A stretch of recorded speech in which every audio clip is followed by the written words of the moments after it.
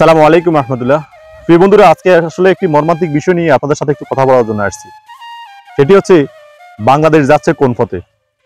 আসলে দেশে এত বিজ্ঞ লোকরা থাকতে আমরা ছোটখাটো মানুষ, আমরা কেন আমরা দেশ নিয়ে চিন্তা করব? আমরা খুব চিন্তিত। রাত যত গভীর হয় তখন এই বাংলাদেশের মধ্যে আবার সেই পাকিস্তানি সময়ের মতন শিয়ালের হু হু করে শব্দ শোনা যাচ্ছে। তার মানে বাংলাদেশের এখনো বিপদ চিহ্ন দেখা যাচ্ছে।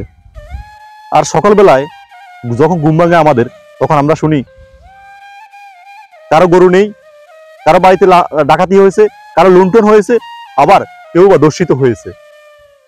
আর বন্ধুরা, যে বিষয়টা নিয়ে আলোচনা করার জন্য আসলাম সেটি হচ্ছে কোম্পানিগঞ্জের চাঞ্চল্যকর আলোচিত যে একটি কাহিনী শুনলাম আমরা, যে শ্বশুরের হাতে গৃহবধূ দর্শিত, আর সেই শ্বশুরকে নোয়াখালী চিফ জুডিশিয়াল ম্যাজিস্ট্রেট কোর্টে উঠানো হয়েছে, তাকে আইনের সোপর্দ করা হয়েছে।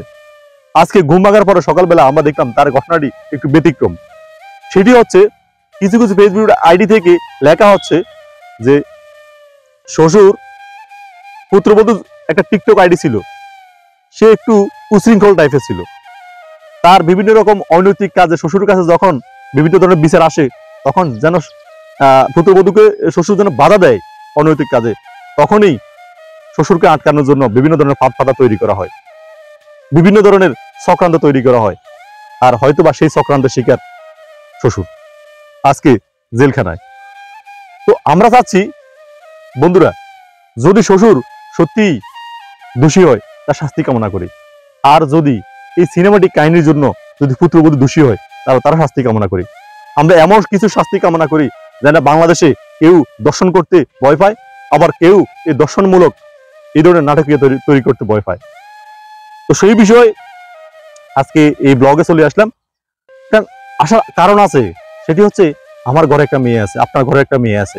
আমরা চাই না এই সমাজটা কলঙ্কিত হোক, আমরা চাই সুন্দর সুশৃঙ্খল একটি সমাজ ব্যবস্থা। তাহলেই বাংলাদেশ নামক জায়গায় থাকতে পারবে, নয়তোবা আবারও পশ্চিমা শক্তির আগ্রাসনে। তো সেই প্রত্যাশায় সকলে ভালো থাকুন, সুস্থ থাকুন। আমরা দর্শন মুক্ত, নিপীড়ন মুক্ত, জুলুম মুক্ত, চাঁদাবাজি মুক্ত একটি সমাজ চাই, একটি বাংলাদেশ চাই। সেই প্রত্যাশায় আল্লাহ হাফেজ।